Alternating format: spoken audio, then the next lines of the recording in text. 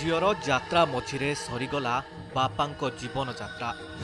बापांको हरैबार कोहकु निज भितरे लुचाई देले।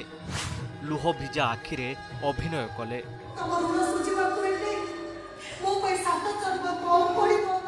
कोईडा पोड़िया ठारे चलीथिला यात्रा। मंचस्थ हेउथुला स्वप्न महलर नुआ नाटक चका आखि मो शेष साक्षी। आउ सेतिकी बेले आसीथिला मुख्य चरित्र रे अभिनय करुथबा अभिनेत्रींको पितृ वियोगर खबर। नाटकटी आरंभ होई जाइथिबारु बापांको हरैबार दुखकु निज भितरे लुचाई मुहरे रंगमाखी अभिनय करिथिले अभिनेत्री। कारण कलाकारंको पई दर्शक हेउछंती भगवान। अभिनय समय रे आखिरु लुह बहुथाए, किंतु अभिनय रे किछि कमी न थाए।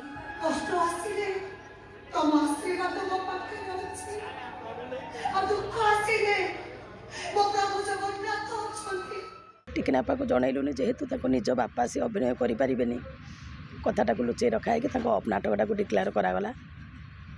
नाटक शेष पर्यंत किसी जन दि जा ना किंतु शुभेन्दु भाई जापारे अधराति जापारे शुभेन्दु भाई जो सका कहले घर को जावा कथा से जापारे। तो यहाँ हूँ बड़ दुख। घरे बापा माँ चली जाइए किंतु कलाकार भी माने हस खुशी अभिनय करुवे। याठू बड़ दुख आउ कि ना।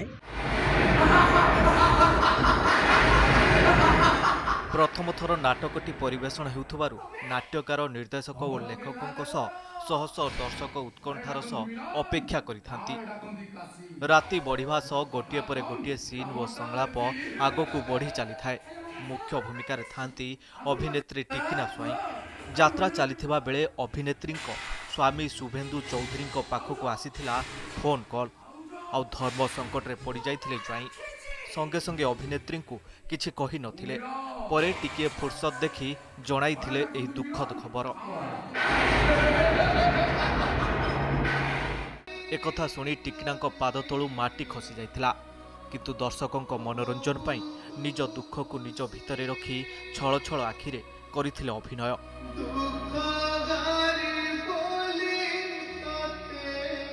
नाटक मझिरे से कथा आम शुणिलु तथापि कहू साहस भी है जेहेतु से रोल अच्छा आ दर्शक को तो किसी कहीहबनी।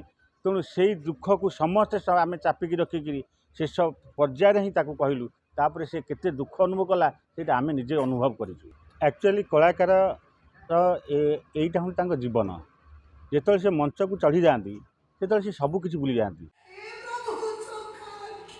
नाटक रे अभिनयर मिछ लुह स्थान रे थिला सत सतिका लुह। किंतु कहारी को जानिबा को देले नाही। निज लुह को निजे पी गले अभिनेत्री टिकिना। घटना को नहीं दुख प्रकाश करिछंती नाटकर निर्देशक नाट्यकार साथी कलाकार। कोइडारू अविनाश शर्मा को रिपोर्ट, कनक न्यूज।